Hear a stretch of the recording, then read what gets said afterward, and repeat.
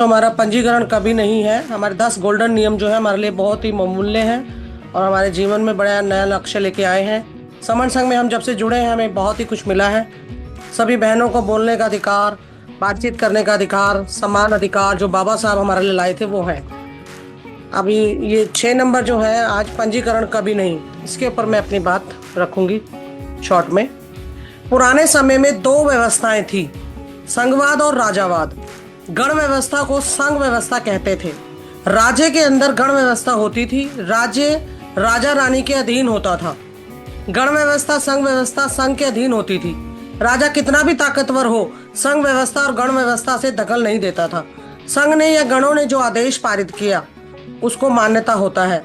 यह व्यवस्था आज भी भारत में है। गांव के अंदर पंचायत भी वही व्यवस्था है, संघ व्यवस्था या गण व्यवस्था। अमेरिका में भी यही व्यवस्था चलती है, वहां के राज्य गण व्यवस्था पर आधारित है। उसका नाम भी USA, United state of America. पुराने समय में कोई भी गण परिषद, संघ परिषद कभी भी राजा के दरबार में हाजिरी नहीं लगाती थी। इसका अर्थ है कि राजा के यहाँ पंजीकरण नहीं था। संघ लोगों को एक स्वतंत्र इकाई रही है, बंधन मुक्त।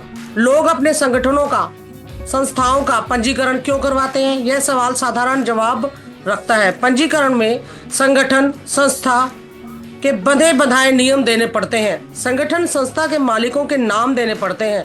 संसार से एक प्रमाण पत्र मिलता है, सरकार से कि इस संस्था का नाम और संगठन का नाम यह व्यक्ति का मालिक है। वहां पे पंजीकरण होते हैं। हमारे संघ का पंजीकरण कभी नहीं होता, पुराने समय से ये आता है।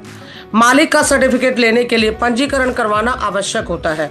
तो जैसे हम अपना कोई घर खरीदते हैं या कोई हम प्रॉपर्टी लेते हैं, उसका पंजीकरण होता है। संघ का पंजीकरण कभी नहीं होता। 120 करोड़ लोगों का पंजीकरण कभी नहीं होगा। घर का पंजीकरण होता है, कार का पंजीकरण होता है, किसी चीज का हम मालिकाना हक लेते हैं तो उसका पंजीकरण होता है। पद का भी पंजीकरण होता है। राष्ट्रपति, प्रधानमंत्री, सांसद, एमएलए, इन लोगों का भी पंजीकरण होता है। सभी शपथ लेकर पंजीकरण पुस्तिका में नाम दर्ज करवाते हैं, हस्ताक्षर करते हैं। जमीन जायदाद, मोटर कार, संस्था, संगठन, सबका पंजीकरण होता है। देश, दुनिया, संसद, लोकसभा, राज्यसभा, नदी नाले, पहाड़, 120 करोड़ लोगों के संघ का पंजीकरण नहीं हो सकता, क्योंकि संघ का मालिक कोई व्यक्ति नहीं, सरकार नहीं, संघ का मालिक खुद संघ होता है। यदि कोई समन संघ का पंजीकरण करना चाहे तब उसे 120 करोड़ लोगों का नाम देना होगा। तो इसके लिए मैं ये कहना चाहती हूँ कि संघ के कभी पंजीकरण नहीं होते हैं।